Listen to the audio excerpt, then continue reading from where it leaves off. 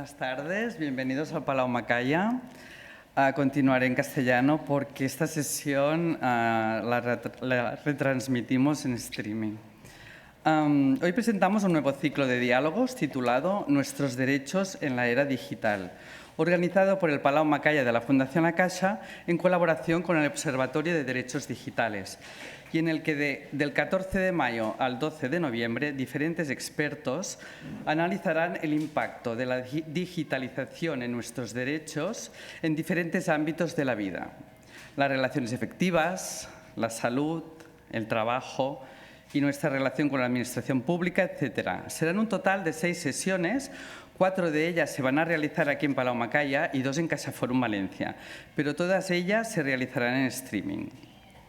El ciclo está comisariado por Olivia Blanchard, que también hará de moderadora en cada una de las sesiones. Es consultora e investigadora independiente, es licenciada en Ciencias Políticas por la Universidad de Bristol en Reino Unido y cuenta con un posgrado de género. Acompaña a entidades del sector público y privado en el análisis de las oportunidades y los retos que plantea la tecnología y la inteligencia artificial. Se enfoca en el futuro del trabajo, la digitalización de los cuidados y los derechos digitales. Hasta enero del 2024 fue investigadora senior de la Fundación Mobile World Capital durante 5 años y escribió numerosos informes y otras publicaciones sobre el impacto de la tecnología en la sociedad. Ha colaborado recientemente en la Organización Internacional del Trabajo y Naciones Unidas, en Eurofound, en la Comisión Europea y el Banco Internacional de Desarrollo, entre otros. ¿Qué es el Observatorio de Derechos Digitales? Es una iniciativa público-privada impulsada por Red.es, entidad pública adscrita al Ministerio para la Transformación Digital y en la función pública, en colaboración con 18 entidades, entre ellas Fundación La Caixa, del ámbito tecnológico, académico y social, comprometidas con un desarrollo digital justo, inclusivo y responsable. El Observatorio de Derechos Digitales surge como respuesta estructurada a los desafíos éticos, normativos y sociales que plantea la digitalización, con el objetivo de difundir la existencia de los derechos digitales, además de concienciar e impulsar la implementación de la Carta de Derechos Digitales aprobada por el Gobierno de España en el 2021. Aquí tenéis un QR que hemos preparado donde podéis descargar en PDF la Carta de Derechos Digitales, a quien le interese leer esta carta, y también tenéis la dirección de la página web. Los derechos digitales son la extensión al entorno digital o virtual de los derechos ya reconocidos en el ámbito físico o presencial. Garantizan que principios fundamentales como la privacidad, la libertad de expresión, el acceso a Internet o a la igualdad y no discriminación sean protegidos en la era digital, con la misma eficacia que en el mundo físico.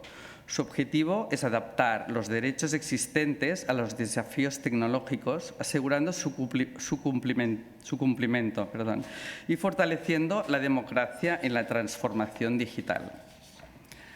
Paso la palabra a Olivia Blanchard, que nos presentará a los invitados de hoy. Muchas gracias, espero que disfruten de la sesión. Muchísimas gracias, Silvia. Es un placer poder estar aquí de nuevo y colaborar contigo y todo el equipo del Observatorio Social en la creación de este ciclo. Muchísimas gracias de entrada a todas las personas que habéis podido llegar aquí hoy presencial y que estáis priorizando estar aquí en este evento con nosotros. A todas las personas que nos siguen al otro lado de la pantalla, también gracias por estar ahí. Y gracias a las 3 personas que me acompañan y que han venido todas ellas desde fuera de Barcelona por estar aquí también en este evento. No es casualidad que estemos empezando este ciclo con este tema, que es sumamente importante y al cual hay que darle todavía más visibilidad de la que tiene. Empiezo presentando a las 3 personas expertas en la temática que nos acompañan hoy. Eleonora Espósito es investigadora de la Universidad de Navarra y actualmente ocupa el cargo de experta nacional destacada en la Comisión Europea. Su trabajo se centra en la implementación de la Ley de Servicios Digitales, con especial atención a la violencia de género facilitada por la tecnología. Anteriormente fue experta nacional destacada en el Instituto Europeo de Igualdad de Género, donde fue responsable de un gran proyecto que tenía como objetivo conceptualizar y definir estadísticamente la violencia digital de género y mejorar las políticas europeas, con lo cual nos trae esta perspectiva internacional.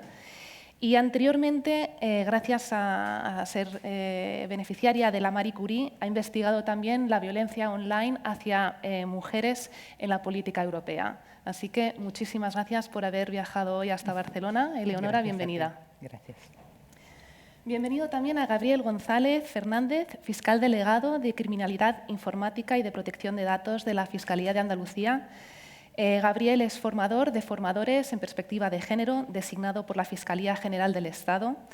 Es también dinamizador de cursos de violencia de género y ciberdelincuencia en diferentes instancias de la Policía Judicial, profesor asociado de Derecho Penal de la Universidad Pablo de Olavide y anteriormente fue coordinador del Consejo de la Abogacía Catalana y fiscal coordinador del Servicio de Violencia de Género en sección territorial. Y casualmente me comentaba que cuando vivía en Barcelona vivía justo aquí al lado, o sea que estamos en tu barrio. Gracias por venir desde Sevilla hoy. Bienvenido, Gabriel. Y bienvenida Yolanda. Yolanda Domínguez es experta en comunicación igualitaria. Actualmente trabaja como consultora, formadora y asesora en empresas de comunicación, como Radio Televisión Española y Disney España. Es autora de 2 libros, Maldito estereotipo y Las mujeres facturan, y es una reconocida portavoz en congresos de igualdad y universidades de todo el mundo. Colabora con medios de comunicación y además realiza campañas de concienciación en diferentes administraciones públicas a nivel local, de las comunidades autónomas y a nivel estatal. Así que muchísimas gracias a los 3, porque no solo son 3 personas que tienen una trayectoria profesional con muchísimo bagaje y experiencia en este tema, sino que también tienen un compromiso personal con el tema y es un lujo poder contar con vuestra participación. En lo que va de siglo, en los últimos 25 años, el desarrollo tecnológico ha sido súper acelerado. Algunos dicen que estamos en la llamada cuarta revolución industrial. A mí siempre me gusta recordar un dato que es en el año 2000 apenas un 5% de la población mundial estaba conectada a Internet, ahora es más de un 70%, con lo cual esto nos recuerda, ¿no?, toda la evolución que ha habido, no solo en la expansión de Internet, pero también en las plataformas digitales, en la inteligencia artificial, en robótica, en todo tipo de tecnologías y dispositivos digitales. Por otro lado, ofrecen muchos beneficios y muchas ventajas. Podemos verlo, ¿no?, en nuestra vida, cómo las tecnologías digitales permean diferentes ámbitos de nuestra vida personal y también a nivel social. Y sin duda traen consigo diferentes y variadas oportunidades y beneficios. Pero también plantean retos éticos y sociales, y uno de ellos es la violencia digital de género, del cual vamos a hablar hoy. La violencia de género no es un fenómeno nuevo, pero sí que lo son las diferentes formas que se pueden ejercer la violencia a través de las tecnologías digitales. Hoy es relativamente fácil, sin tener muchas habilidades, el poder crear imágenes a partir de una imagen y poder difundirla por Internet, o ejercer el control de una pareja a través del dispositivo móvil, las redes sociales o un sistema de mensajería como es WhatsApp. Así que de todo esto vamos a hablar hoy. Es una realidad creciente y sobre todo desde la pandemia hemos visto, ¿no?, el impacto de la transformación digital y la digitalización en muchísimos ámbitos y sobre todo afecta a mujeres y niñas y de manera desproporcional y sobre todo a mujeres que tienen un perfil público. Por ejemplo, las políticas, periodistas, activistas, jugadoras de videojuegos, bloggers, etcétera, a mujeres en situación de vulnerabilidad y a jóvenes y adolescentes. Eleonora, me gustaría invitarte a que nos ayudes, ¿no?, a situar la conversación, porque circulan diferentes términos: violencia facilitada por la tecnología, violencia digital de género, sexting, ciberacoso, ciberhostigamiento, etcétera, ¿no? Entonces, ayúdanos a definir de qué estamos hablando y qué tipos de violencia digital hay. Difícil. Empezamos con una pregunta difícil. Sí, empezamos con una pregunta difícil.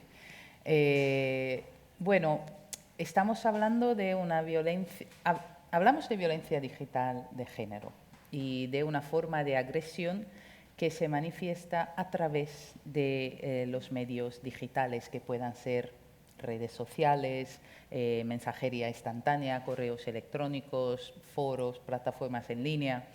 Y hay muchas formas, pero hay un objetivo, que es el objetivo de controlar, de humillar, de acosar, de amenazar, de silenciar a las víctimas, que en este caso, como estamos hablando de violencia digital de género, son mujeres y niñas. Y es un poco, como tú decías, una extensión de la violencia machista tradicional, o de lo que a mí me gusta llamar el mundo terrenal, adaptada al contexto tecnológico actual, donde por supuesto la conectividad masiva amplifica el alcance del daño. Como has dicho, existen varios tipos de violencia, ¿no? Has citado el ciberacoso, que incluye muchísimos mensajes amenazantes, insultos, vigilancia, ese sentimiento de persecución. Existe la violencia sexual digital, como por ejemplo la muy famosa, la llaman muchas veces en los periódicos pornovenganza. Es un término no muy correcto, porque el término venganza yo lo encuentro un poco problemático. ¿Venganza de qué? ¿No? Se está estableciendo casi una motivación detrás de un acto y casi una corresponsabilidad de culpa, hablando de venganza. En realidad me gusta hablar de difusión no consentida de imágenes íntimas, ¿no? Que a veces también se reconoce como sextorsión. Hay formas más nuevas, como por ejemplo el doxing, que es cuando tu número de teléfono o tu dirección, sin tu consentimiento, de repente se difunden en el Internet, o la suplantación de identidad, gente que con tu fotografía y tu nombre se abre un perfil a tu nombre en una plataforma, una red social. Y, como tú has dicho, las mujeres que tienen una carga pública, como políticas, como periodistas, deportistas, también muchas veces sufren lo que se le llama hostigamiento coordenado, cuando grupos de personas, que muchas veces pertenecen a la que se llaman manoesfera, o grupos incel, se reúnen y se coordinan para atacar a una persona en el específico, con el resultado de que muchas veces el perfil o los contenidos de esa persona se borran de la plataforma por incumplir, ¿no?, los términos de la plataforma. Como tú decías, se habla de violencia digital de género, se habla de violencia facilitada por la tecnología. La cuestión es que muchas veces los perpetradores pueden ser personas que la víctima conoce o no. En un contexto, por ejemplo, de violencia de pareja íntima, común y corriente, como siempre ha existido entre parejas de novios o de marido y mujer, se habla que muchas veces la tecnología facilita la violencia, por ejemplo, con el control. Pueden instalarte apps en tu móvil sin que tú te des cuenta, que te rastrean, o por ejemplo cuando tenemos en casa dispositivos que se controlen con el Bluetooth. A veces la calefacción o las luces se pueden encender o apagar a distancia, creando otra vez una sensación de persecución. Pero también, cuando se habla de violencia digital en línea, se habla de que el perpetrador puede ser cualquiera persona. También una persona que vive, no sé, en la India o en Australia, lejísimos de nosotras, y que nos está atacando. Pero lo que es importante es no confundir violencia digital de género con todos los crímenes facilitados por la tecnología, que pueden ser, por ejemplo, estafas o fraudes online, porque aquí estamos hablando de formas de violencia con una carga de género específica, que ataca a mujeres, que atacan personas de la comunidad LGBTIQ, por razones vinculadas a la identidad, por razones vinculadas a la expresión de género, por razones vinculadas al rol social. O sea, hay una componente allí de discriminación de género importante y también de interseccionalidad, o sea, de factores múltiples que se combinan como el género, la clase, la etnia, la edad, la discapacidad, la orientación sexual, para de alguna forma agravar esta experiencia de violencia, esta superposición de opresiones, ¿no?, que genera formas específicas de violencia digital. Y las consecuencias son reales, no son virtuales. Muchas personas terminan abandonando las redes sociales, silenciándose, cambiando el comportamiento por miedo, por estrés. Se sufren daños psicológicos profundos, se sufre muchas veces pérdida de empleo, se enfrentan amenazas físicas y el anonimato y la dificultad que hemos tenido en regular esto de una manera efectiva permiten que estos ataques muchas veces persistan con impunidad. Hay un estudio del Parlamento Europeo sobre esto que habla del coste de la ciberviolencia de género, que se estima entre 49.000 y 89.000 millones de euros. Una barbaridad. Y cuando miramos estos costes, se ve, por ejemplo, que el coste más elevado es la monetización o la cuantificación en dinero de la pérdida de la calidad de vida de la víctima, que representa un 60% del coste total. Luego, por supuesto, hay los sistemas de salud, de justicia, de seguridad, que cargan con la consecuencia de la violencia, pero sobre todo la calidad de la vida y la pérdida que nosotros todos tenemos como sociedad de la participación de estas mujeres en el mercado laboral y la pérdida monetaria total que la sociedad experimenta como resultado de la ciberviolencia de género. Lo que me gusta decir, y concluyo, es que el desarrollo tecnológico, como también tú comentabas, no es que ha desarrollado una forma de violencia nueva, ha modificado esta forma, rendiéndola más asequible, más anónima, más permanente. O sea, el problema no es la tecnología en sí, pero es cómo se usa en nuestro contexto social con sus desigualdades estructurales que siguen allí.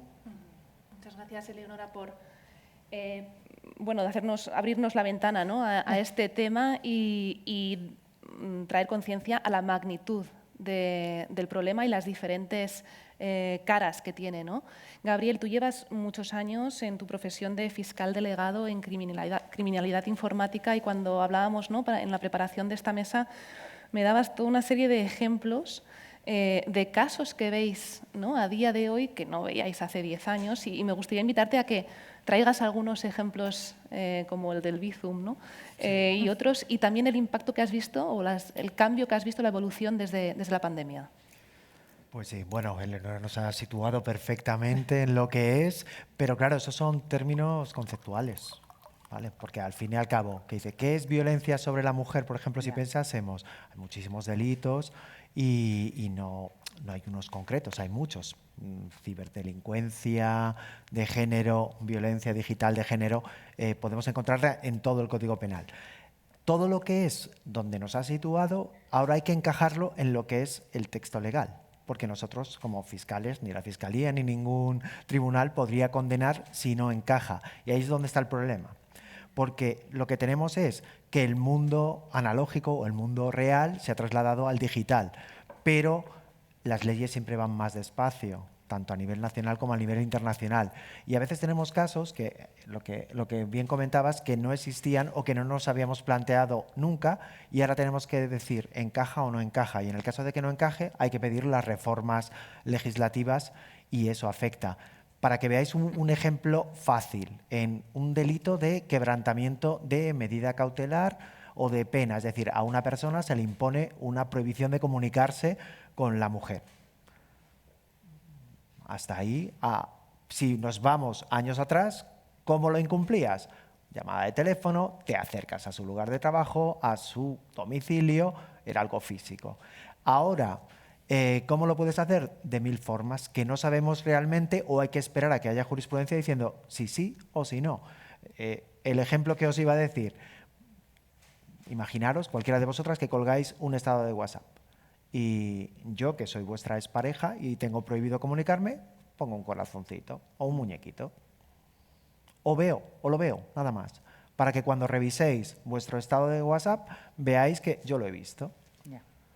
Claro, os estoy comunicándome, pero no es una comunicación en el estilo tradicional de llamada o te mando un SMS o me acerco y te hablo. ¿Eso encaja o no encaja? Una petición de amistad en cualquier red social, aunque tú no la aceptes, te va a llegar. Vas a ver que soy yo. Tú no quieres comunicar conmigo y de hecho yo tengo prohibido comunicar contigo, pero ahí lo tienes. O el caso que te conté de los últimos ya, porque la maldad no tiene límites y la forma de control o cómo quiero hacerlo evoluciona como la tecnología. En un Bizum te mando 50 céntimos y te pongo, no vales ni esto, o un punto, o un puntito nada más, un punto. Y te llega un mensaje, te va a llegar. Con copia, por supuesto, para que te llegue el mensaje de has recibido un Bizum de esta persona. Estoy comunicando contigo. ¿Estoy hablando contigo? No, pero estoy comunicando. Todas estas cosas hay que encajarlas porque el daño que hace una persona es brutal. O sea, realmente lo que hay que buscar es una reparación, que esa persona tenga esa paz y por eso desde los tribunales lo que hacemos es prohibirle que comunique. Entonces, en el momento que lo está incumpliendo, pero encaja siempre. Bueno, hay que valorarlo, depende luego de la sensibilidad, porque el tipo en sí no está. Lo que hay una cosa es muy clara. La persona que tiene prohibido comunicar es la que tendrá que limitar su acceso a redes o a las tecnologías o a las plataformas. No decirle a la víctima, bueno, pues bloquee usted, bueno, pues no mire el estado, bueno, pues no mire quién lo ha visto. No, hombre, a ver, vamos a ver. Hay que partir de la base de quién es la persona que está actuando mal y quién es la persona que no ha hecho nada y que está siendo una persona perjudicada, víctima, por una conducta que no tiene por qué tolerar y que simplemente es control. Pensar que todo esto es controlarte. Controlarte para que es como un decirte, estoy aquí. O amenazas también, una amenaza. Si nos vamos al mundo real, yo voy, te amenazo igual, por teléfono, en persona. Ahora yo puedo hacer amenazas, yo, malo, publico un estado de WhatsApp donde pongo amenazas hacia ti. La excusa que se hace como defensa, que es aceptable, es decir, es que ella es la que ha entrado en mi estado. Yo no se lo he mandado. ¿Entendéis que hay una amenaza o no? Claro, no encaja perfectamente, pero igual, tengo que prohibir a esta persona que sea ella la que no entre cuando ella es la que está sufriendo ese control. Pues son casos que se tienen que trasladar, que sobre el papel es una forma de control, es una forma de acoso, es una forma de coacción, es prohibirte hacer algo que la ley no prohíbe, es decir, obligarte a no entrar, a no consultar, a limitar tu acceso y tu forma de expresarte al mundo a través de Internet, pero eso es lo que hay que trasladar. En acosos pasa exactamente igual. Lo que comentabas, una app, como decía Leonora, para seguirte, donde vas a saber controlar tus movimientos. Eso es un delito de acoso, está previsto en el Código Penal, vigile. Pero hay a veces que no es tan digital y es, yo te coloco un dispositivo de GPS, de localización en tu bolso, en tu coche, sé igual dónde estás, pero ¿eso encaja en cómo está el Código Penal? No. No, si es con tecnología sí, si es algo manual, no. Pero sigo sabiendo dónde estás. Sé a dónde vas, sé dónde paras. Ya puedo controlar si has parado en tal gimnasio, porque vas a ese gimnasio. Conozco tus hábitos, que es lo que estoy haciendo. Eso hay que buscarle encaje en otro sitio. Hay que buscarle porque no encajaría en un delito contra la intimidad. Encajaría en su caso pues, en una especie de acoso. Las penas son distintas. Un delito contra la intimidad está más castigado a efectos de pena de prisión que un delito de acoso. Entonces, esa parte es también lo que hay que trasladar siempre, ese mundo real al mundo virtual y a la legislación para que no haya una sensación de desprotección, que es lo que afecta mucho a las víctimas de estos delitos. Delitos sexuales, que también has comentado que existen, claro que se pueden, pero también hay que hacerlo constar expresamente. Por ejemplo, en el Código Penal, delitos sexuales de agresión sexual sobre menores de 16 años, dice expresamente el Código Penal que es tanto si se hacen sobre ellos o sobre ellas, como si se les obliga a hacerlo. En el caso de que tengamos esta violencia de género digital, yo contacto y te digo, haz esto. no te estoy tocando, no me estoy acercando, simplemente te digo, quiero que te masturbes, quiero que me mandes una fotografía de tal. Y eso es creación de pornografía infantil, pero también es una agresión sexual. Muchas veces es lo que ocurre. Y con esa primera imagen, que a lo mejor puede ser menos grave, que incluso no puede, a lo mejor ni es pornografía porque es un mero desnudo, afecta a la intimidad, pero no es pornografía, pero esa ya la voy a utilizar para hacer esa sextorsión. Es decir, para decirte, pues ahora quiero algo más, ahora me haces esto, y vas a más. Yo no estoy poniendo la mano encima de nadie, pero eso está regulado expresamente. Si no, cabe la posibilidad, yo de hecho, hay veces que algún abogado o abogada defensora me ha dicho, si mi cliente no le ha puesto la mano encima. Bueno, ya, pero es que tú puedes amenazar igualmente por redes y obligar a alguien que haga lo mismo. ¿Tú querías hacerlo? No. Pues es obvio, no hay consentimiento, es un acto sexual no consentido y le estás obligando a la persona a hacerlo, a esa mujer. Normalmente son mujeres, igual que la creación de perfiles o la creación de imágenes manipuladas por IA, el 94-95% son niñas, mujeres, hombres. Y os pongo el otro porcentaje porque lo dicen las estadísticas. Yo no he visto todavía ninguno en todos los que llevo, ni uno que sea de hombre. Igual que de agresiones sexuales de mujeres a hombres. Yo soy fiscal del 2001 y he visto 2 en toda mi carrera. Y he llevado secciones especializadas sobre nada. Yo he visto solo 2 casos en los que una mujer, que habrá ahí. Pero por eso os digo, la estadística, por eso hay un margen, aunque a mí no haya coincidido. Pero tenéis eso, en agresiones sexuales, donde también tenéis esa posibilidad de cometerlo. Es que prácticamente a través de las redes se puede cometer casi todos los delitos. Incluso puedo hacer un hackeo de una central térmica o nuclear, si consigo hacerlo, calentarla para que explote y matar a gente, cometería un asesinato. O coches que tienen conducción inteligente, si consigo hackearlo y manipularlo, puedo hacer que te estrelles contra algo, matarte. Por eso, todo eso, si lo trasladamos a la violencia de género, es un abanico de posibilidades increíble y sobre todo por la facilidad, es que lo tengo. Un delito de odio contra mujeres. Sé que estoy en mi casa, estoy con mi móvil, estoy con mi tablet y pues eres una tal, eres una Pascual. Y por eso es muy complicado y por eso hay que modificar el Código Penal. Son muchos los casos que se dan en cuanto a las nuevas tecnologías. De hecho, desde el 2018 cada vez hay más. Cada vez la gente opta más por cometer los delitos quitando los que son de lesiones, los que si quiero pegar físicamente no, pero todo lo que sean coacciones, acosos, todos estos sí que han aumentado muchísimo. Ya se hace constar en la memoria de la Fiscalía el aumento desproporcionado, pero por lo mismo, porque es más fácil, porque me acerco. Si me acerco, puedo recibir una respuesta en el momento. Si no me acerco, lo hago a través de las redes, hago más daño y no tengo esa posibilidad de que alguien se defienda o que alguien me pare. Entonces, es bastante complicado. Y aparte que en las redes y en eso quedan las imágenes, no es lo mismo. O sea, una imagen manipulada, también la mujer lo que tiene el problema es ¿y esa imagen cuándo va a volver a salir? Porque aunque se siga una causa contra esa persona y se borren de determinadas páginas, esa foto ya ha salido de tu control, esa imagen, ese vídeo sexual, ese vídeo íntimo, y tú no sabes en qué momento. Eso merma mucho la autonomía de una mujer y sobre todo su capacidad de reponerse a esa situación. Muchas gracias, Gabriel, por aterrizar el tema, ¿no?, de una manera tan clara, tan explícita, de qué estamos hablando, ¿no? Has dado varios casos de esta violencia donde la persona que lo perpetra o lo ejerce es una persona conocida, ¿no?, a la víctima, pero también puede suceder que la persona, como decía Eleonora, está en la India o en Australia o en Sevilla. Yolanda, tú has tenido que escuchar frases como hay que matarla, pártele la cara o hay que prenderle fuego en una plaza pública, así escarmientan todas, de personas que no has conocido en tu vida. Háblanos un poco, hasta donde quieras, ¿no?, de lo que has tenido que vivir tú y cuál es el impacto, ¿no?, cuando estamos hablando de esa violencia ejercida por personas que no conoces. Sí, desde luego es una violencia que sufrimos las mujeres comunicadoras, las que tenemos algún tipo de voz en el entorno público y que usamos fundamentalmente el espacio digital para comunicarnos, para comunicar.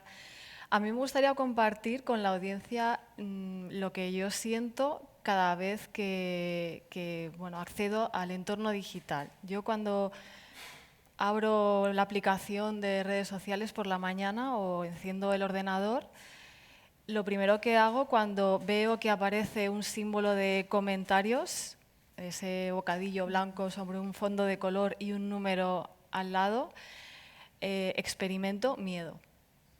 Esa es la emoción que yo siento y acto seguido un deseo, que es ojalá esta violencia no sea muy fuerte hoy. Y esto es así todos los días. Ya no tengo una percepción diferente cuando accedo a mis redes sociales. Afortunadamente, hoy no recibo tanta violencia, pero porque yo he tenido que limitar, bloquear el acceso a comentarios a mis redes sociales y a mis aplicaciones. Incluso me he tenido que quitar mi perfil directamente de algunas aplicaciones, como por ejemplo X, ¿no? Claro, eso es muy injusto, porque el hecho de que yo no pueda acceder a las redes libremente, no pueda hacer uso de las redes libremente, o sea yo, decía mi compañero antes, quien se tenga que limitar ese acceso, yo y muchas mujeres vivimos en una especie de búnker digital. Ya. Es así, o sea, esta sería la metáfora, ¿no? Sí, tengo derecho a salir a la calle digital, pero tengo que salir totalmente. Primero, tengo que limitar mis salidas, no salir demasiado, no salir mucho, evitar ciertas calles, ciertos lugares, y claro, ahí toda la responsabilidad se pone en la víctima, ¿no? Yo creo que esto no es propio de una sociedad democrática. De hecho, ya hay muchas estadísticas que analizan que cada vez hay menos mujeres profesionales participando en los medios de comunicación, incluso como fuentes, ¿no?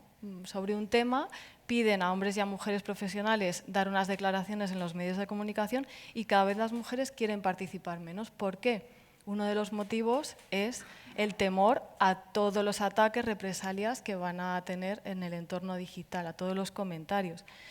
Claro, si las mujeres no estamos participando en el debate público, en la creación de opinión, en la creación de conocimiento y de cultura, tenemos un problema real, ya no solo personal, sino tenemos un problema como sociedad, ¿no? En mi caso personal, pues bueno, hace muchos años yo fui protagonista de los vídeos de uno de estos youtubers de la manosfera o machosfera. Y bueno, como mujer aplicada que soy, a la que recomiendan no contestes o no digas nada porque es peor, pues yo me mantuve callada, ¿no?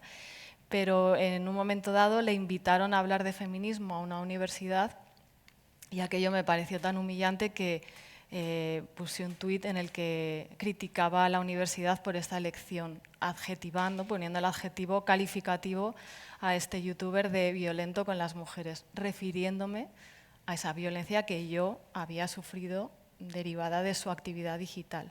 Y así se lo expliqué.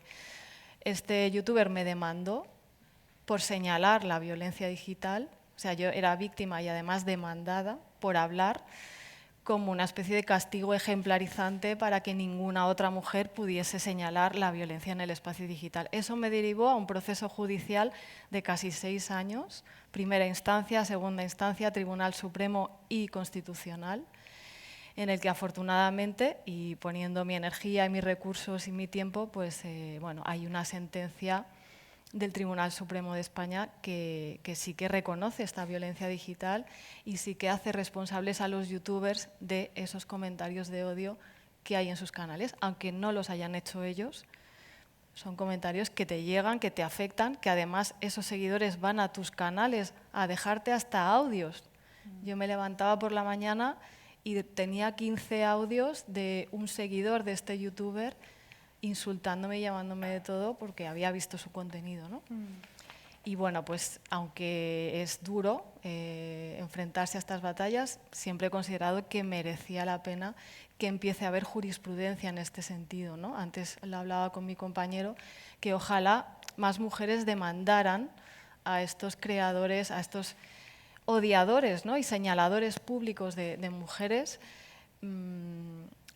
Primero, no detectamos que esto sea un delito, no entendemos que los insultos, las amenazas y estas coacciones en Internet sean un delito, y sí que lo son, ¿no? Entonces, creo que es importante que empiece a haber más ejemplos en este sentido, más sentencias, más jurisprudencia y más mujeres que se animen, y además ya con una sentencia de por medio, a demandar a estos generadores de odio online, que además ganan mucho dinero con ello.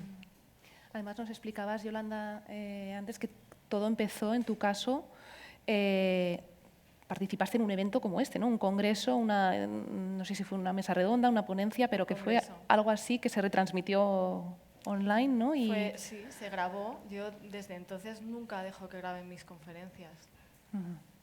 Claro, pero eso es como decirle a una víctima de violencia física, pues no salgas a la calle, no te expongas, ¿no? No es así. O sea, hay que regular ese espacio para que sea quien comete el delito quien tenga que poner remedio, no las víctimas. Y efectivamente, al exponer mi voz públicamente, pues ese contenido es fácilmente manipulable, se extrae una frase, se cuenta de una manera determinada y automáticamente pues tienes el odio asegurado. Habéis hablado ya de impacto, ¿no? De esto en vuestras intervenciones, el impacto a nivel individual, que gracias por ilustrarlo, ¿no? con tu caso y gracias por estar aquí hoy, después de todo lo que has vivido. Impacto colectivo, ¿no? Porque sin duda tiene un impacto colectivo. Le quiero preguntar a Gabriel, porque el ciclo, ¿no? Estamos hablando de nuestros derechos, de los derechos digitales, de cómo protegemos esos derechos fundamentales que tenemos reconocidos en la Constitución, en la Declaración Universal de Derechos Humanos, cómo los protegemos, ¿no? en este mundo tan digitalizado, y de ahí la Carta. Yo le quiero preguntar a Gabriel que nos explique un poco de cómo impacta la violencia digital de género en los derechos como la privacidad, la seguridad, la libertad. Pues bueno, el ejemplo lo acabáis de tener. ¿Cómo afecta, cómo impacta el que te ataquen, el que sientas ansiedad cada vez que vas a leer un feedback, un mensaje, una contestación, un comentario? Afecta muy negativamente. O sea, a nivel individual te va destruyendo y te va quitando las ganas de hacer cualquier cosa. Es lo que bien comentabas. Es que ¿la solución qué es? Me quedo en mi casa encerrada, a oscuras, y no cojo nada, no me conecto a nada, ni hablo con nadie. Así no te va a pasar nada. Claro, pero eso no es la idea. Entonces, es un problema sobre todo que afecta a todo, no solo a la libertad. ¿Libertad por qué? Porque no puedes obrar libremente. O sea, tú tienes que, como persona que eres, hacer lo que te dé la gana siempre y cuando no invadas derechos de otro. Tú puedes publicar lo que tú consideres oportuno, generar opinión. Al final son personas creadoras de contenido. Tú eres creadora de contenido. En tu línea, perfecto, pero ese es el respeto. Eso es que cada uno exprese lo que quiera sin normalizarlo con decir, no, es que es un troll, no, es que es un hater, es que... Sí, vale, pero es que eso es delito. Es que depende de lo que hagas es delito. Es que hay condenas, pero es verdad que a veces no hay denuncias. Si no nos llega a los tribunales no podemos perseguirlo. Pero de hace ya unos años, a un señor le condenaron a 2 años y medio, si no recuerdo mal, por hacer comentarios como al publicarse 15 mujeres muertas en lo que va de año. Y el comentario era bastante pocas para lo putas que son. Eso era comentario de ese estilo. Pues 2 años y medio de cárcel. Eso implica ingreso en prisión, eso implica prohibición de acceso a redes, eso implica muchas cosas más, libertades vigiladas en el caso de que sea necesario, pero eso, el sentirte tú coaccionada a la hora de publicar cosas o de entrar en cualquier red, afecta a tu libertad, a tu intimidad también. ¿Por qué? Por cómo se van a utilizar tus imágenes. A lo mejor tú cuelgas en tu perfil una imagen de lo más normal y yo lo que hago es la manipulo. Te pongo desnuda o haciendo determinadas cosas o como si estuvieses completamente borracha o drogada, y son muy realistas cada vez más. No sé si habéis probado a utilizar ChatGPT o Gemini, cualquiera de estos, y poniendo la imagen muy realista pones una foto tuya y pones lo que tú quieras. Es que es tal cual, es que cuela perfectamente. Y eso luego yo lo suelto al mundo digital. ¿Vale? A lo mejor hay alguien que dice, no es ella, no es él, no. Bueno, y el resto dirán, pues mírala. Mira Yolanda lo que está haciendo, borracha, perdida o haciendo no sé qué, no sé cuánto. Siempre algo puede quedar. ¿Eso qué implica? Que primero tu intimidad, que no es real, pero la gente no lo sabe, afecta también. ¿Qué te obliga también? A limitar también las publicaciones gráficas que tú hagas o los vídeos, o como bien has dicho, pues que no me graben en mis intervenciones. O sea, dosifico con lupa cada vez que voy a publicar una imagen mía o un algo. ¿Y se hace por qué? Porque eso se puede utilizar de cualquier manera. Es que ahora mismo puedes incluso hacer con una imagen estática, puedes hacer un vídeo y con cualquier audio, cualquier que tengas, sea en una intervención pública, sea en WhatsApp, el típico audio que mandamos todos, lo modifico y cuela. Porque yo lo he hecho en plan broma con alguien, una cosa de lo más infantil, y ha colado como que era para quedar en un sitio cuando no habíamos quedado en ese sitio, y colaba, gente que me conoce perfectamente y que hablamos a diario, y cuela. Entonces, también eso te limita. Si tú no sabes cómo se va a utilizar, cuando tú estás happy, estás bien, no pasa nada, bien, pero cuando ya tienes el escarmiento de es que me ha pasado esto, al final tú mismo te limitas. Entonces, ¿qué ocurre? Que al no haber denuncias, al generar todo eso, el sentimiento colectivo a veces es, bueno, de impunidad, de, bueno, no pasa nada. Es libertad de expresión, yo puedo decir lo que me dé la gana. No, libertad de expresión tiene un límite, como todo. Yo no puedo decir lo que quiera y decir, bueno, es que es lo que yo pienso. El típico, es que yo soy así. Pues bueno, pues no lo seas, o sélo para adentro y no se lo digas a nadie ni lo publiques en ningún sitio, porque si no es un hecho delictivo. Entonces hay que ver hasta qué punto llega. ¿Y dónde hay que hacer esos sentimientos de vulneración de tu libertad, de lo que es tu intimidad, de tu privacidad? Eso, si no se autogestiona por la sociedad, tenemos que hacerlo desde los tribunales. O sea, ¿qué hay que hacer? Yo lo comentábamos antes, si a vosotras os habéis sentido, a vosotros, da igual, os sentís atacados de alguna manera y te dicen, pues a la persona que lo ha hecho se le va a condenar a 1 año de cárcel, de prisión, pero no va a entrar porque como es la primera vez, se le va a suspender y tú vas a decir, vale, entonces ¿qué le va a pasar? Nada. Bueno, pues habrá que ponerle una pena que le impida ir al lugar del delito, al lugar del crimen. Si es Instagram, pues a Instagram. Si es X, a X. Si es a WhatsApp, pues a WhatsApp. Se le prohíbe durante un tiempo que sea razonable. Igual que en violencia de género o violencia sobre la mujer, cuando hay un bofetón, no solo va la pena de prisión o de trabajos en beneficio de la comunidad, sino que también hay una prohibición de aproximación y de comunicación superior a 1 año a la pena que se imponga. Es decir, si son 6 meses de prisión, pues 1 año y 6 meses. Si son 1 año de prisión, pues 1 año más otro año, 2 años. Pues hay que hacer eso, decirle, vale, pues que no acceda a las redes y se le pone como pena tranquilamente, no hay ningún problema. ¿Por qué? Porque en el caso de que vuelva a hacerlo, comete el mismo delito ese de odio que está cometiendo, esa amenaza, esa coacción, pero aparte comete otro delito contra la Administración de Justicia, que es el quebrantamiento. Una pena más. Sumando penas, al final no se te conceden suspensiones y aunque se te ponga una pena de prisión de 3 meses, vas a tener que entrar en prisión a cumplirla. Es un poco también efecto disuasorio para evitar esa sensación de impunidad. Hay que ver esas penas, hay que incluirlas porque es necesario, pero también a la hora de reparar el daño, o sea, ese perjuicio económico que ha hablado Eleonora de tantos millones, a una víctima no solo se le causa un daño físico, también a veces ese daño moral. Y hay que fijar unas indemnizaciones que no sean ofensivas. Si tú estás sufriendo un acoso, si Yolanda, por ejemplo, sufre un acoso constante de este estilo y le dicen, bueno, la vamos a indemnizar con 500 euros, pues es que para mí es una doble ofensa. Es lo que he vivido y encima te estás cuantificando mi sufrimiento, mi dolor en ese dinero. Tienen que ser indemnizaciones que sean coherentes.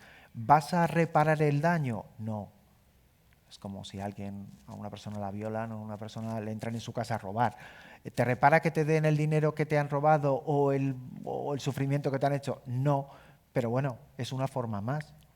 Es una forma más de intentar compensar, de ver que hay más vías y no solo un procedimiento que es largo, tedioso y que al final dices tú, para esto me he metido en esto, que es súper necesario, como bien has dicho, para que haya precedentes y para que la sociedad, en criminología está la prevención general y la especial. A la persona que se la condena, con lo que se le ha condenado para que no vuelva a cometer el delito, diciendo, si lo vuelvo a hacer me va a pasar esto, pero la general para que el colectivo diga, es que esto no se puede hacer, y tenga conciencia de que es delictivo, de que yo no puedo poner en redes sociales una ofensa ni contra alguien con la que haya tenido una relación, ni contra una persona extraña.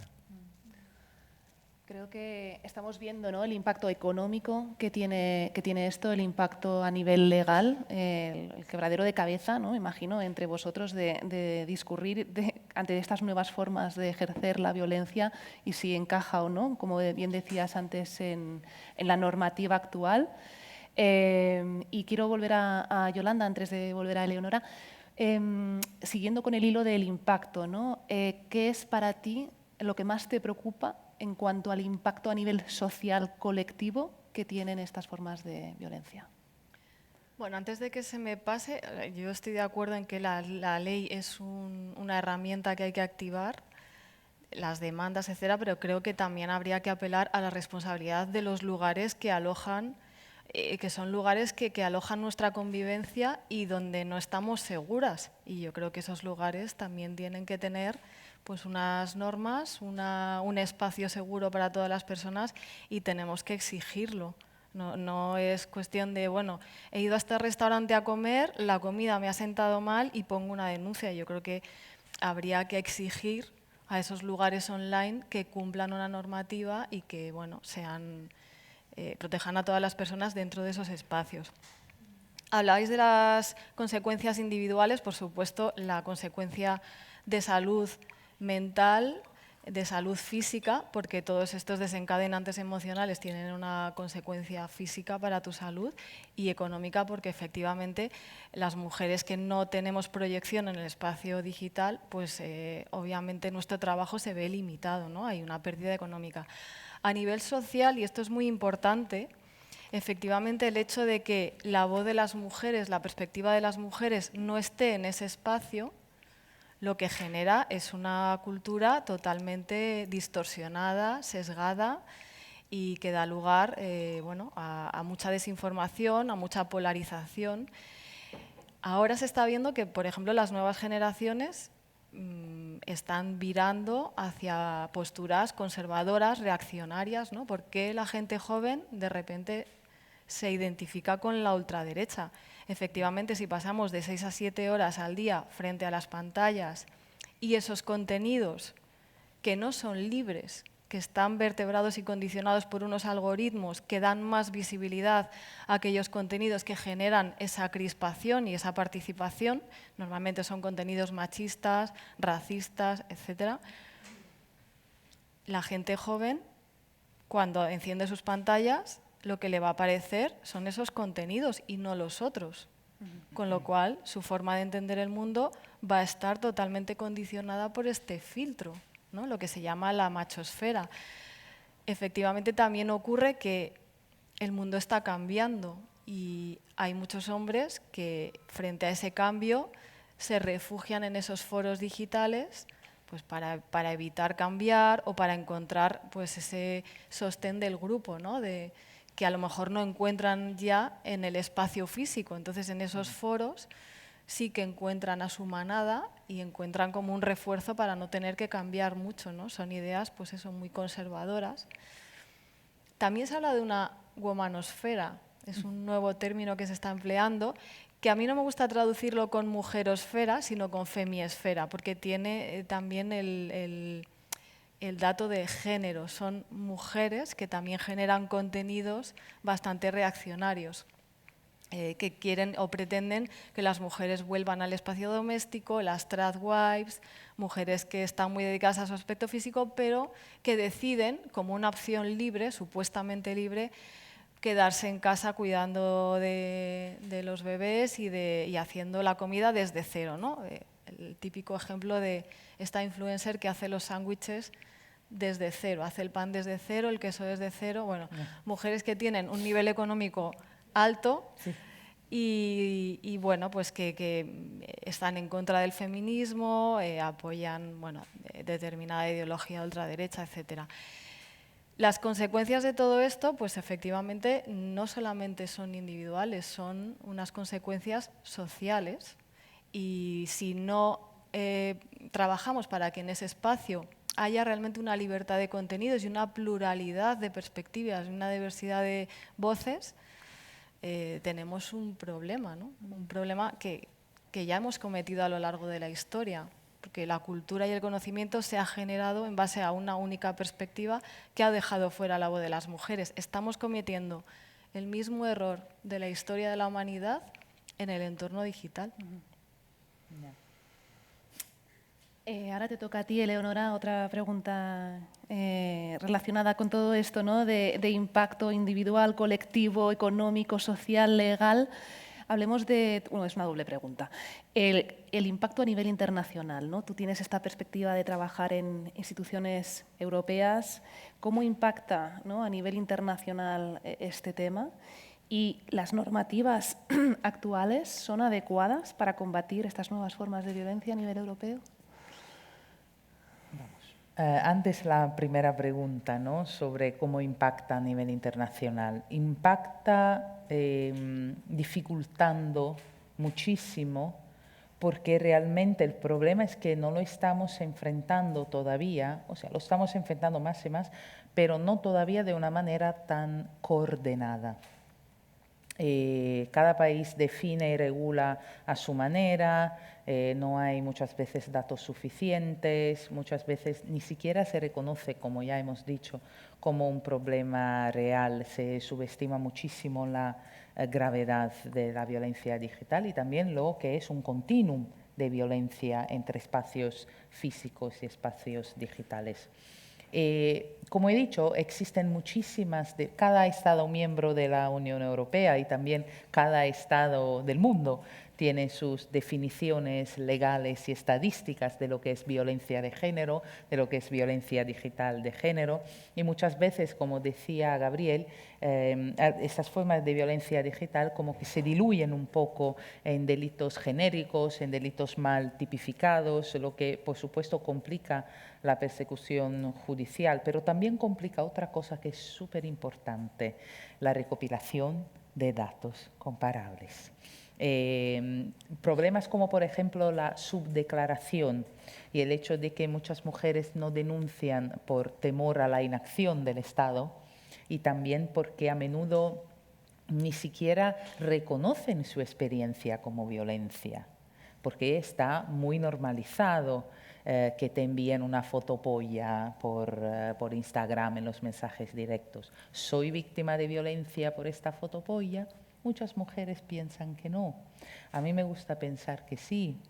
O sea, pero también es difícil reconocerse como víctima porque se tiene que hacer un gran como recorrido interior para después entender si yo soy víctima, ¿qué voy a hacer? Por eso tenemos el problema de la subdeclaración, tenemos la falta de datos desagregados, desglosados por sexo, por edad, por relación con el agresor. ¿Cuántas de las víctimas son menores de edad? ¿Cuántas son mujeres? ¿Cuántos son hombres? ¿Para cuántas el perpetrador es una persona conocida? ¿Para cuántas no? Y tenemos estas limitaciones estadísticas, ¿no?, que hay todo este solapamiento también de categorías, de falta a veces de inclusión del canal digital cuando se habla de violencia de género. Por eso esas son las dificultades. En tema de las medidas y lo que se está haciendo, a mí me gustaría hablar muy rápidamente de dos leyes. La primera es la Ley de Servicios Digitales, que ahí está completamente activa a partir de febrero de 2024, que es el primer marco legal global sobre regulación de espacios digitales. No existe otra ley así en el mundo y la Unión Europea la ha hecho primero. La intención es proteger el espacio digital y sobre todo enfrentarse al contenido ilegal y nocivo, salvaguardar la seguridad de los usuarios y los mismos derechos fundamentales, como no sé quién decía, que respetamos en el mundo físico, que se respeten también en el mundo digital. Por supuesto, dentro de estos derechos caben el derecho a la igualdad, a la no discriminación, a la información, a la privacidad, a la libertad de expresión, todos los derechos de nuestra Carta de Derechos Fundamentales Europeos. Y la innovación de la Ley de Servicios Digitales es enmarcar todo esto en un sistema de gestión de riesgo. Las plataformas tienen que reconocer los riesgos que ponen a la sociedad, riesgo en tema de difusión de contenido ilegal, del ejercicio de estos derechos de que estábamos hablando, también riesgo en tema de violencia de género. Y no solo lo tienen que reconocer, los tienen que mitigar. También yo creo que es una ley de alguna forma interseccional, porque nos hemos dado cuenta de otra gran novedad, que, vamos, novedad no era, pero no todo el mundo se había dado cuenta, que no todos somos iguales tampoco en el Internet. Y que los patrones de vulnerabilidad, de exposición al daño, de riesgo, son distintos para mujeres, para menores, para personas de comunidades minoritarias, para personas con una discapacidad, para una persona que no sabe inglés. ¿Cuánto del Internet está en inglés y cuánto en otros idiomas? ¿Qué acceso tenemos a la información si no sabemos inglés? Y esta ley también como que se habla con otra ley, que es la nueva directiva sobre violencia contra las mujeres y violencia doméstica, que está inspirada al Convenio de Estambul, que criminaliza las formas más extendidas de violencia de género digital.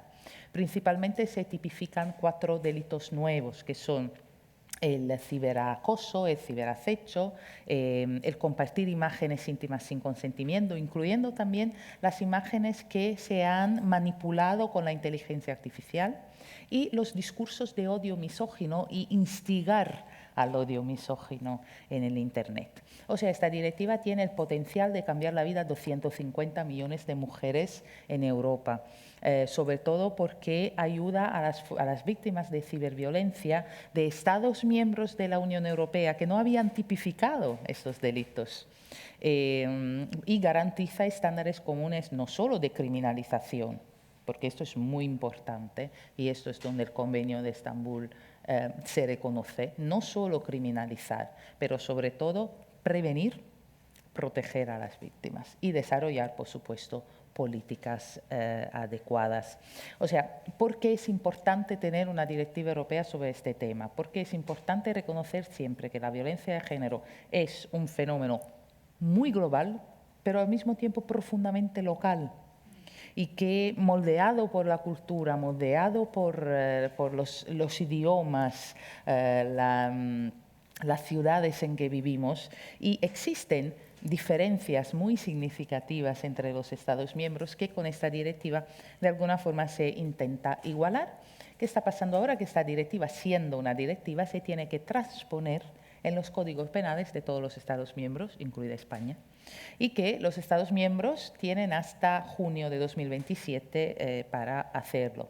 O sea que realmente mi sensación es que tenemos una nueva y mejorada caja de herramientas. Por supuesto, se va a tener también que seguir este proceso de transposición, pero de alguna forma yo creo que se empieza un poco a hablar de lo que decía Yolanda, de reconocer las responsabilidades de las plataformas, por ejemplo, y respaldar un poco nuestro trabajo para crear un entorno digital más equitativo.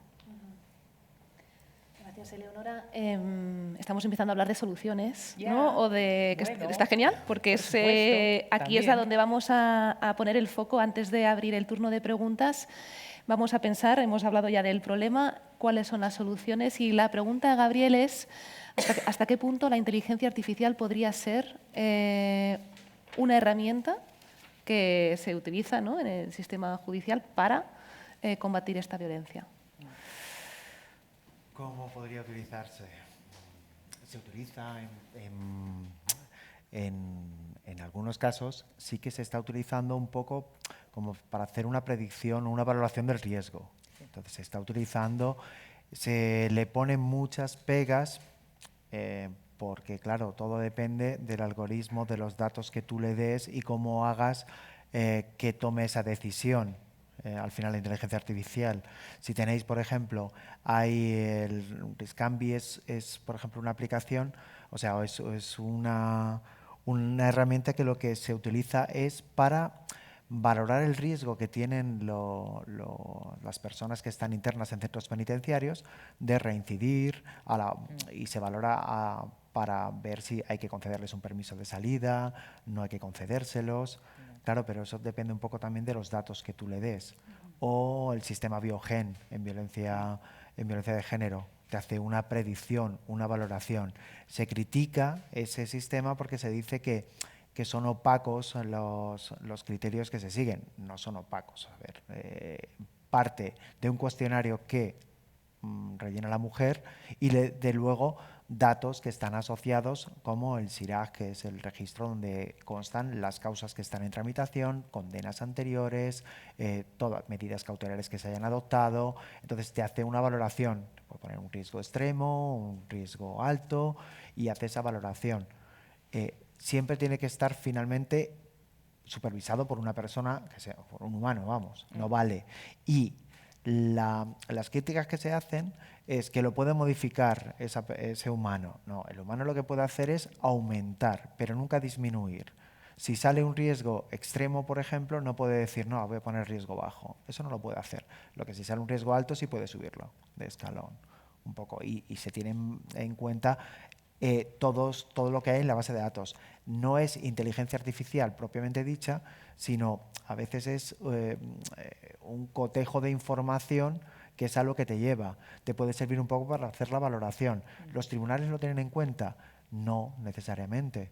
¿Por qué? Porque sería dejarle a la maquinita que nos diga si esta mujer está en riesgo de verdad o no.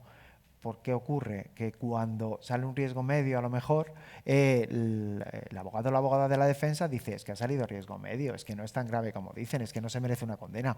O a veces, de hecho, se está cambiando los niveles para que no exista uno que pueda dar lugar a pensar que no existe.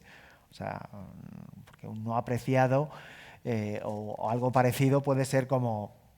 ¿Eso qué significa? Hay a veces que en los escritos de recursos ponen, eso significa que se lo está inventando y sustenta luego una denuncia por denuncia falsa y eso no es así. Lo que está haciendo es una valoración.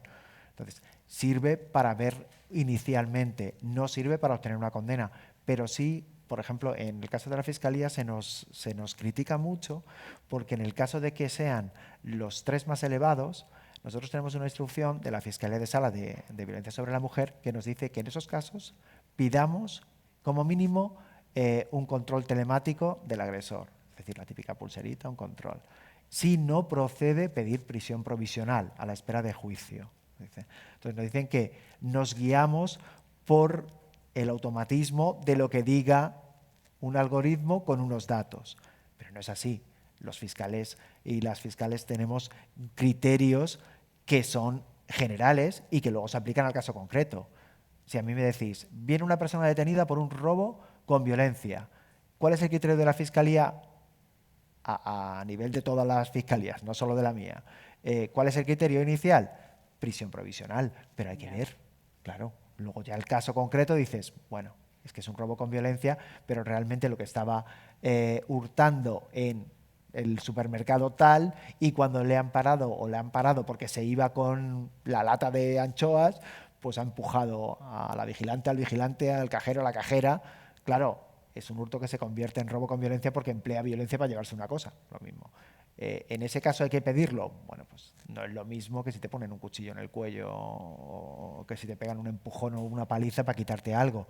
Pero inicialmente nosotros tenemos esas pautas de actuación, pero se nos critica. Además, en las conclusiones de las jornadas de especialista de violencia sobre la mujer se constan, o sea, están publicadas que eso es un criterio que tenemos que barajar. Pero también es verdad, yo en un atestado cuando me llega y veo delito contra la salud pública o tentativa de homicidio o agresión sexual, pues inicialmente digo, uy, este igual es para pedir prisión provisional o para pedir una medida de alejamiento o una prohibición. Luego leo y digo, bueno, pues no porque el caso no se da. O sea, nos sirve un poco todo lo que es la inteligencia o estas aplicaciones, sí que nos sirve para recopilar y para darnos una aproximación, pero siempre tiene que haber un factor humano después que lo valores. Cuando ahora también está muy muy comentado, es muy comentado el tema de ¿se puede utilizar inteligencia artificial en la justicia? Es decir, que la propia inteligencia artificial dicte sentencias, dicte autos, dicte medidas. A su favor lo que se dice es, bueno, va a ser justicia igual para todos, porque va a aplicar los mismos datos, pero claro, eso no puede ser. Primero, es contrario a la Constitución, porque solo los jueces y las jueces son las que juzgan y hacen ejecutar lo juzgado, pero aparte, por mucho que tú le enseñes, depende de la persona que haya enseñado a la máquina o haya introducido el patrón de programación y los datos que tú le pongas. Y aparte, no va a innovar. Entonces, imaginaros casos como el que has contado. Una foto pene, te la mando. Si tú se lo das a la inteligencia artificial, imaginaros que va a mirar qué sentencias hay, qué autos, qué medidas han adoptado en esto. Y va a ver nada, porque no había. Entonces te dirá, ¿qué procede? Auto de archivo, archivarlo sin más. Si tú le haces caso, sería así. Creación de perfil falso, pues 3/4 de lo mismo. Te diría, no es nada. No es nada. ¿Por qué? Porque es que se ha modificado en 2022, cosas en 2023, cosas en 2024 y cosas que se van a modificar ahora de la utilización de perfiles falsos para cometer otros delitos, que está en proyecto de ley del 3 de abril de este mismo año y que todavía no se ha aprobado, se aprobará a lo largo del año. Entonces, claro, va a tomar cosas. No es una inteligencia que realmente piense, es un patrón de pensamiento que tú le has enseñado. Entonces, y aparte, si tú aplicas la inteligencia artificial a la justicia, ¿qué puede pasarte? Que no estés de acuerdo con lo que te dice el recurso. ¿Quién lo va a conocer? La misma inteligencia artificial. Pues si te va a decir, mira, vamos a ver, si yo te he dicho que esto, ella misma va a llegar a la conclusión en el recurso como si hay 10 recursos. En tu caso, por ejemplo, te diría no a la primera, no a la segunda, no a la tercera, y sin embargo, en tu caso puede ser que, depende de cómo vaya evolucionando, pues se cambie de opinión. Criterios que te pueden pasar.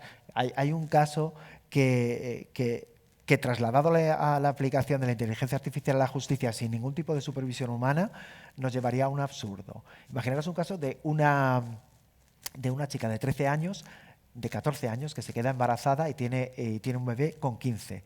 Y su pareja es un muchacho de 28 años.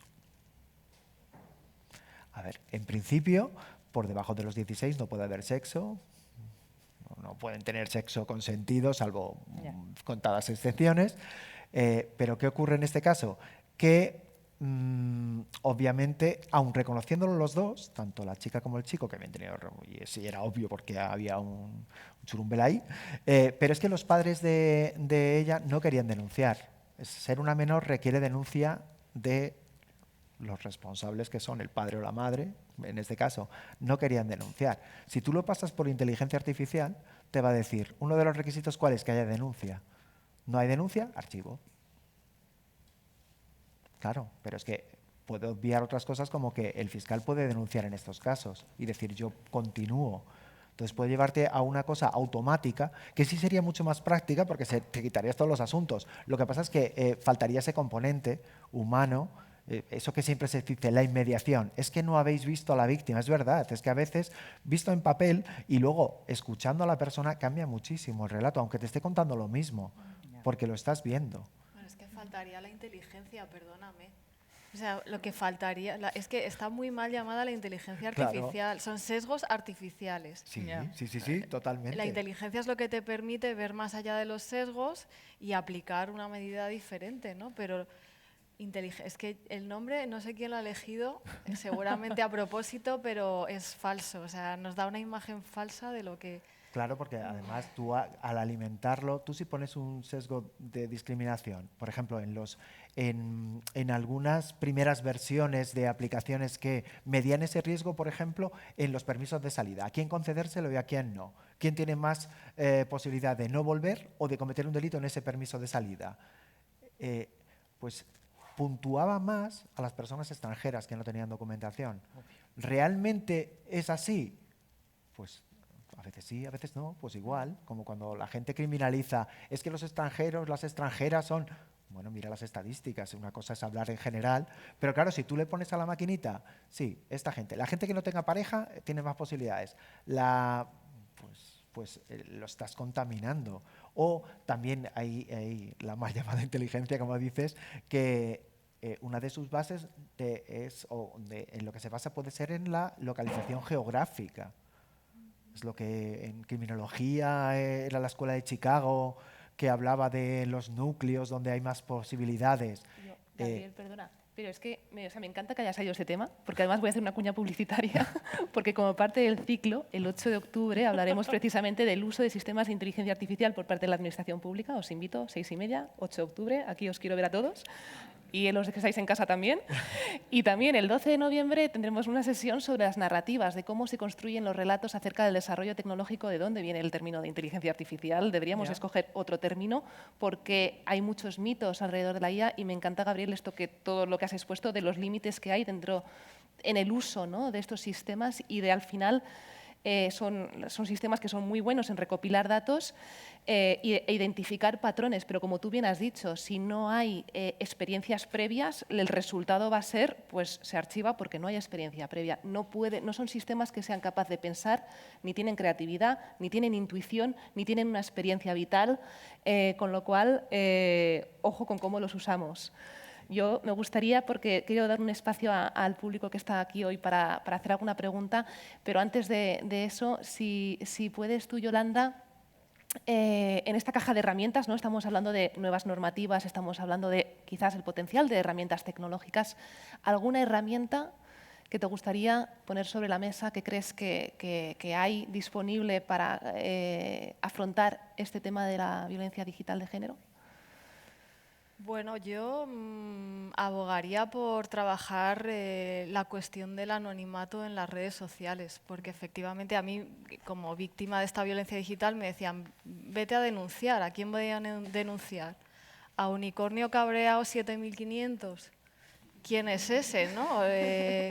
No, aparte es que no es uno, es que son 200 perfiles con nombres que, claro, si yo me presento ahí a la policía, se van a reír de mí.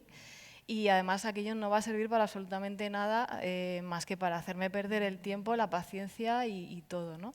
Entonces, yo no sé, creo que también hay que derribar esta idea de que Internet es un lugar de libertad de expresión, porque no lo es, no es así. Nos lo han vendido o se creó con esa intención, pero lo que hay ahora es un lugar oscuro, opaco, en el que suceden cosas que no vemos, no tenemos ni idea de lo que pasa ahí. Las aplicaciones sí lo ven todo y además lo organizan todo, lo colocan todo, pero la ciudadanía no.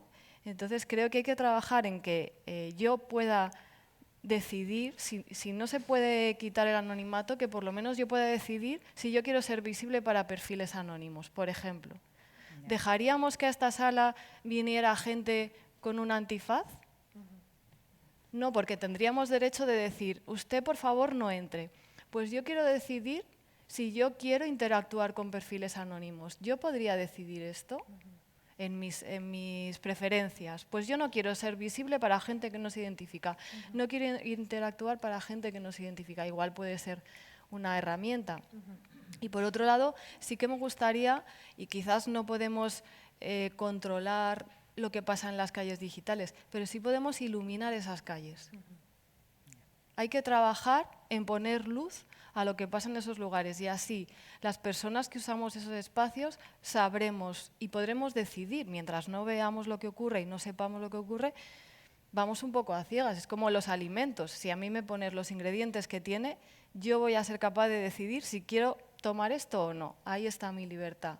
Pero si la gente que utilizamos el entorno digital no sabemos qué pasa, no sabemos si quien nos está insultando es un ser humano o es un bot o es una máquina, no sabemos hasta qué punto lo que vemos está condicionado por unos algoritmos y nos creemos que es una libertad de información cuando no lo es, pues a mí me gustaría, a lo mejor se puede crear un consejo digital que emita informes de todas las aplicaciones, de qué grado de manipulación tienen, por ejemplo, para yo estar informada y decidir si quiero estar en X o no quiero estar. Porque es que nos estamos desgastando en algunos espacios, hay compañeras que dicen, no, es mejor estar en X, porque así por lo menos nuestra voz está. Y a mí me dan ganas de decir, pero ¿no ves que te han dado mute? ¿No ves que te han quitado el audio, que no se te escucha? Que a quien le están poniendo el volumen es a otros relatos. Entonces se creen que realmente su relato juega en las mismas condiciones que el resto de relatos y no es real. Entonces darnos cuenta de que se está operando de esa manera, yo creo que también nos hace más libres de tomar decisiones. Así que pondría esta propuesta arrojar luz o iluminar esos callejones digitales. Muchas gracias por propuestas tan prácticas, ¿no? Espero que alguien ahí te esté escuchando con poder de implementarlo. Me gustaría invitaros a, si tenéis alguna pregunta, reflexión, comentario, ahora sería el momento. ¿Alguien quiere decir algo? A ver, hay dos, me parece que tienen que pasar el micrófono. O sea, recogemos las dos preguntas, si pueden ser un poco breves y luego lo pasamos a... Vale, sí, hola, buenas tardes. Primero, muchas gracias por la conferencia, por los tres ponentes, la moderadora. Yo quería primero poner un poco en valor, porque hoy en día parece que hablamos de redes sociales y todo lo que nos viene a la mente son aspectos negativos y no hace falta más que escuchar la ponencia de hoy.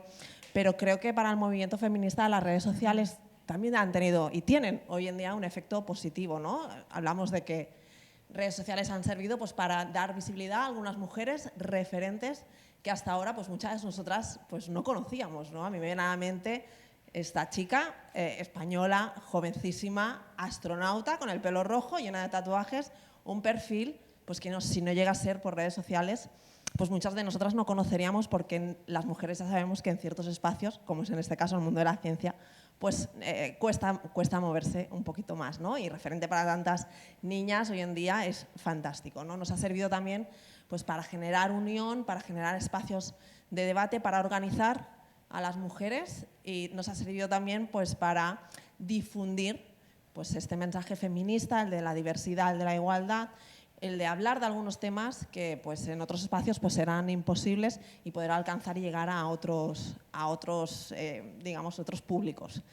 Pero evidentemente el machismo que lleva viviendo entre nosotros pues, prácticamente desde que el mundo es mundo y que tiene la capacidad de que donde ve aquel hueco, aquella fractura, pues intenta meterse pues, en las redes sociales, así lo ha hecho, ¿no? Y el machismo tiene una capacidad de transformarse y de adaptarse a las nuevas eras y a los nuevos movimientos, como son las redes sociales, pues aquí también lo ha hecho, en forma pues, de esta violencia digital de género, ¿no?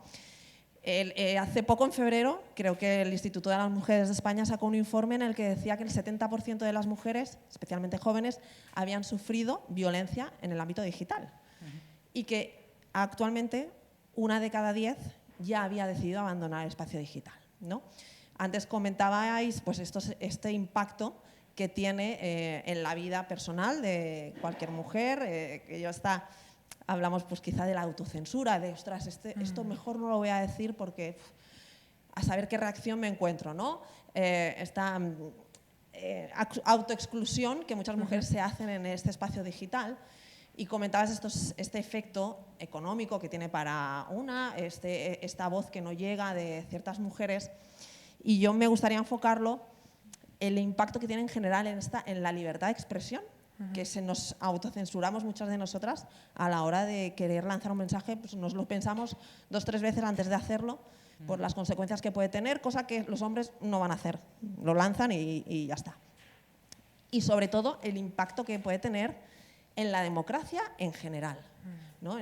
Porque esta democracia de la que todos nos hemos dotado y que evidentemente pues, si estamos silenciando a una parte de la población, que es más de la mitad, pues evidentemente no va a ser una democracia representativa ni mucho menos, ¿no? Me gustaría hablar del impacto en la libertad de expresión, en el discurso, pero sobre todo en el modelo de democracia que estamos construyendo. Muchas gracias. Recogemos sí, o sea, el micrófono. Un momento, el micrófono. Señor Igual.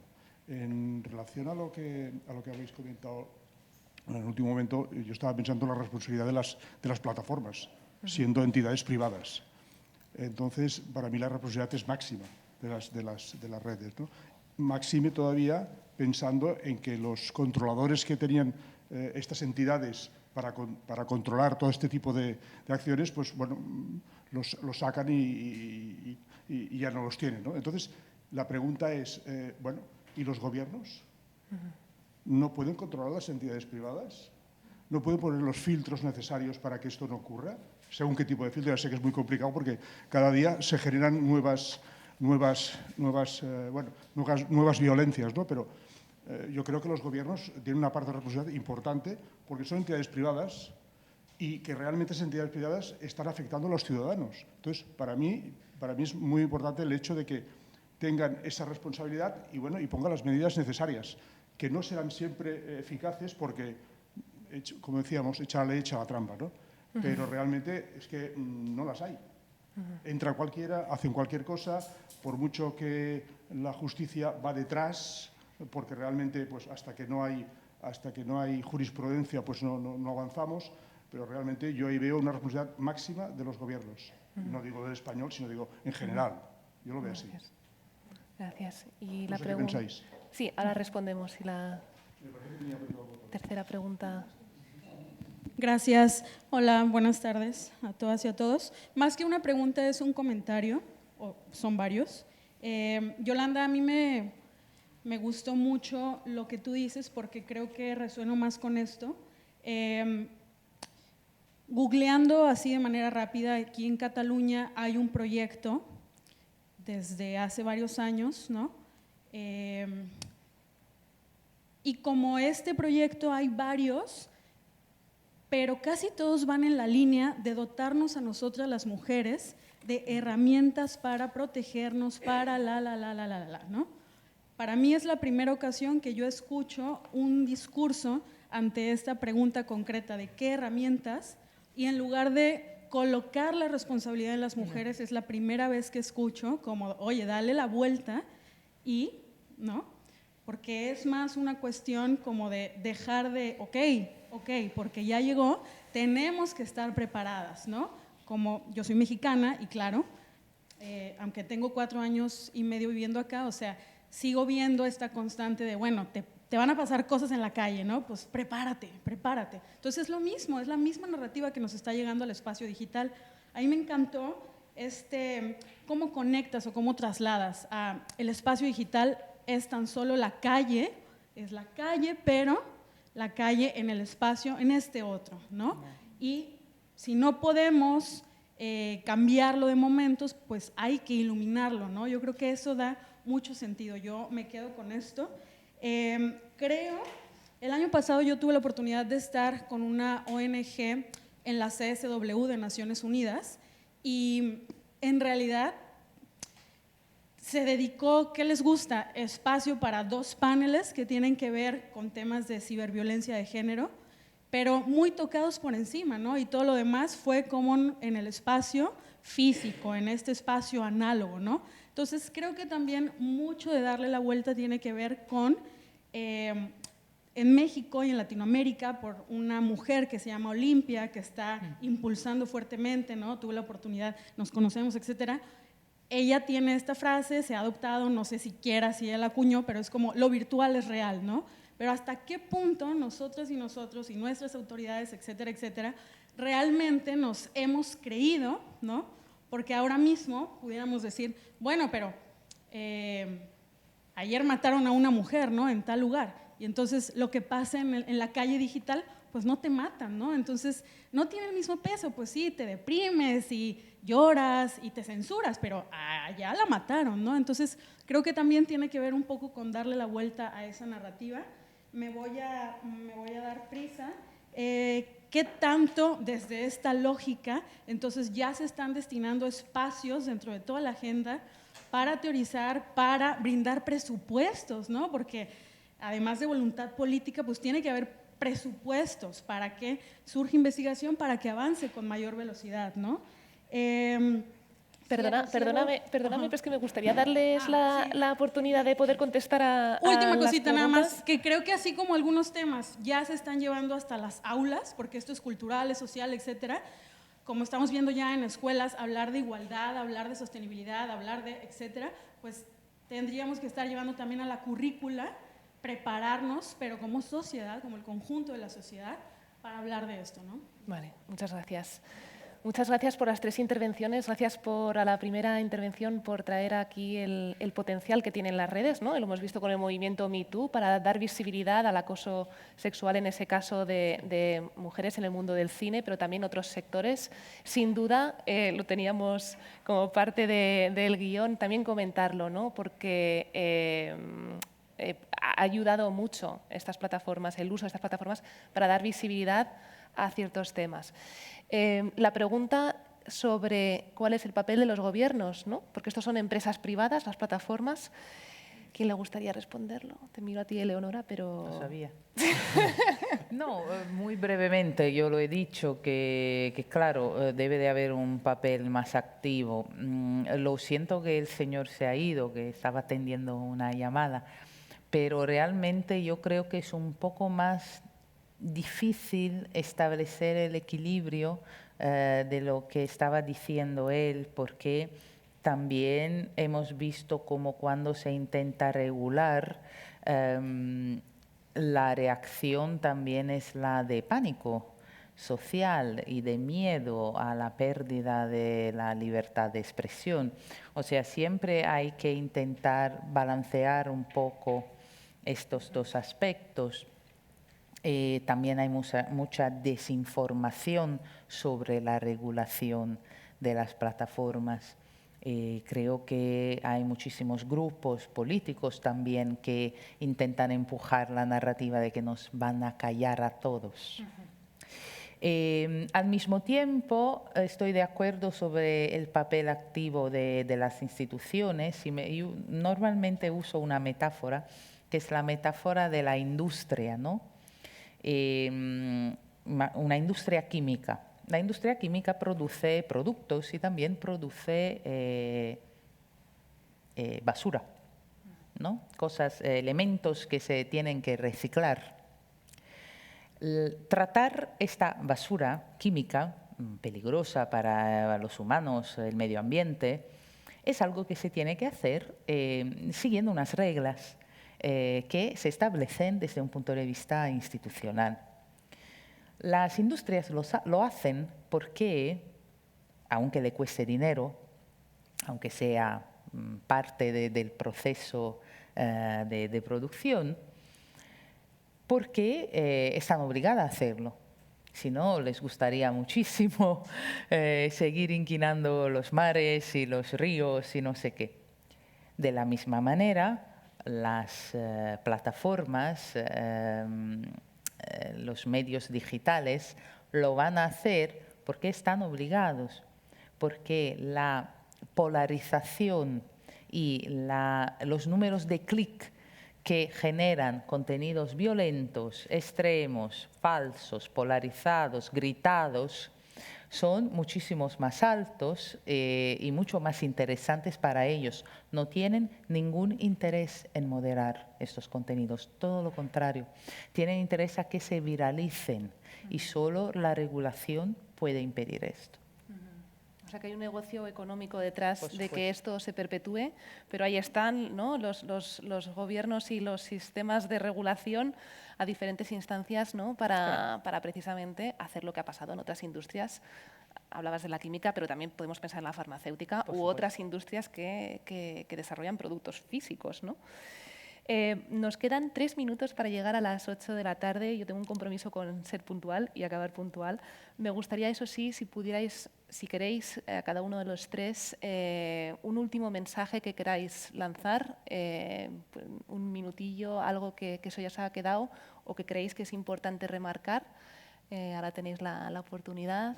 Yolanda. Bueno, yo recogiendo un poco el tema de hacer cambiar las plataformas, quizás añadiría, y enlazo con lo que ha dicho la compañera antes, yo creo que las redes o el espacio digital ya no sirve para lo que servía hace unos años, porque ha cambiado mucho. Tenemos que ser conscientes que al principio sí que servía para visibilizar la voz de las mujeres, pero ahora no. La prueba está que nos estamos yendo. Hay veces que los cambios, o que cierran las cuentas, pues Cristina Fallarás le han cerrado Instagram varias veces, a mí me han retirado contenidos de YouTube, es decir, que no está sirviendo para alzar nuestra voz. Hay veces que los cambios provienen también no solamente de las leyes, sino también de los usuarios y las usuarias. ¿Por qué seguimos en espacios como X? ¿Por qué las mujeres estamos en espacios que no nos protegen, sino que nos perjudican o nos maltratan? Pues quizás nos tenemos que salir todas de esos espacios, ¿no? Y hay muchas veces, esto es como ser consumidora de un producto. Si no estoy de acuerdo con la política de esa empresa, no voy a apoyar económicamente. Así que mi decisión personal es no estar en un espacio que no respeta y que no protege a las mujeres. Y hay veces que desde la ciudadanía también podemos promover esos cambios. Muchas gracias, importante mensaje. Gabriel, un último titular. A ver, yo lo que diría es que claro que sirven para muchas cosas buenas, las redes sociales, la mensajería instantánea, pero el problema es que eso sí que está sometido a control, a una regulación.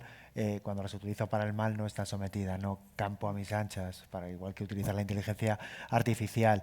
Yo creo que hay muchos intereses en conflicto y cuando las empresas, estas plataformas no hacen caso, sí que hay que bloquear, pero es que el problema está en salirse todo el mundo. La gente no se va a salir. Si te quedas 10 minutos sin WhatsApp y la gente es como se vuelve loco, Dios mío, se va a acabar el mundo. Si no puedo mandar un mensaje, si no, es un problema de lucha y el mercantilismo que tienen. Identificar a las personas sería lo ideal. Yo sé quién es. ¿Con qué va a chocar? Pues con lo que digo. Para el mal, sí, me puedo crear un perfil y difundir toda la basura que quiera. Y luego, identifícame. Pero si lo haces desde el punto de vista del bien, tienes que dar tus datos, chocas con la ley de protección de datos, la gente no va a querer dar sus datos personales a una plataforma. ¿Por qué no sé, un ejemplo, por qué no existe una forma de identificarse como persona mayor o menor de edad para acceder a páginas de pornografía, a apuestas o no? Y te vale con un sí, soy mayor, sí, acepto las cookies. ¿Por qué?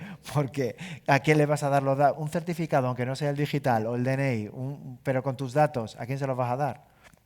A la página porno que está en San Marino, o yo qué sé, yo igual no se la daba. Pero es un problema complejo. Yo creo que por ejemplo, todos los premios que se están dando, la Agencia Española de Protección de Datos convoca un premio anual en todo lo que sean iniciativas en la lucha o en la forma de afrontar esta violencia de género digital. Y casi todas parten, igual que las últimas leyes que estamos teniendo, es en formación, en educación, en justicia, en administración pública, para que no haya una violencia institucional. Es un poco... Es injusto a veces y lo ideal sería, no nos gusta, nos vamos. Si no os gusta lo que estábamos hablando, os levantáis y os vais. Nosotros nos tendríamos que ir. Claro, pero chocar, a veces el problema es eso. Entonces hay que a veces intentar concienciar, porque lo que se publica hace mucho daño.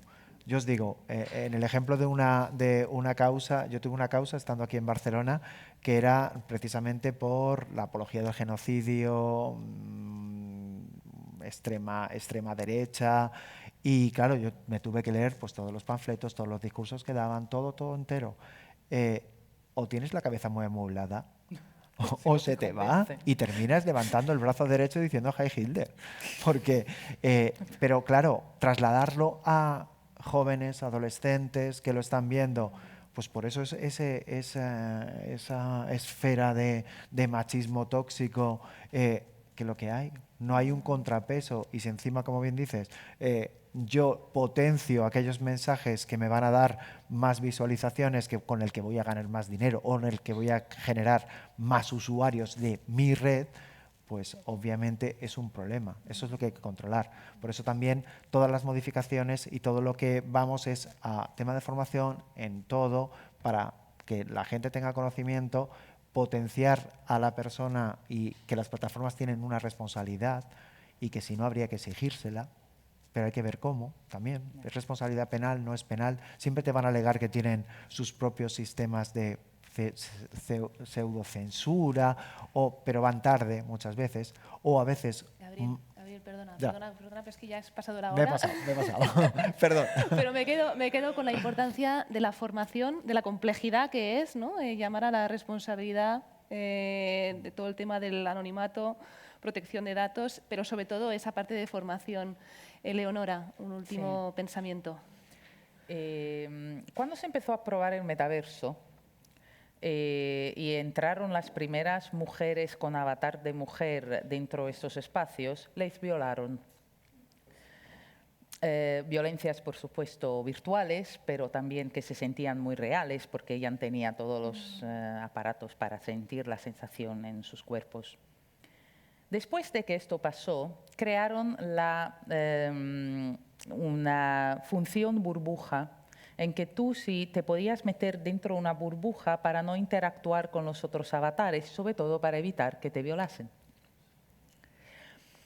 Me pregunto si quizás se hubieran involucrado más mujeres en el diseño del metaverso, quizás esto no hubiera ocurrido y quizás la burbuja no hubiera sido una medida que hemos tomado después de un acto. Mi mensaje final es involucrar más a organizaciones de la sociedad civil en el diseño, organizaciones de mujeres, en el diseño de herramientas de políticas de las plataformas digitales, porque la sensación que tengo es que estamos realmente intentando solucionar problemas sin evitar que se generen más problemas. La mayoría de las plataformas que utilizamos la han inventado 4 chicos blancos de 20 años que están cerrados en un cuarto en Silicon Valley, right? No hay representación en el diseño, en el desarrollo de estas plataformas y muchos de los problemas que tenemos vienen de ello. Muchísimas gracias, qué importantes estas últimas reflexiones. Espero que hayamos, tomando la metáfora de Yolanda, puesto un poco de luz en este tema y que se siga iluminando esas calles digitales. Muchísimas gracias a Yolanda, Gabriel, Eleonora por estar aquí, a todos ustedes, a los que están en casa. Bueno, no sé, me acerco a mí misma. Y os invito a que volváis el 11 de junio, que es un miércoles, hablaremos del entorno de la salud. Hoy hemos hablado de relaciones interpersonales y relaciones entre personas desconocidas y de violencia. El 11 de junio hablaremos de cómo proteger nuestros derechos en los entornos de salud cada vez más digitalizados. La salud nos afecta a todos, o sea, espero veros. Gracias a los que estáis al otro lado de la pantalla y buenas noches a todo el mundo.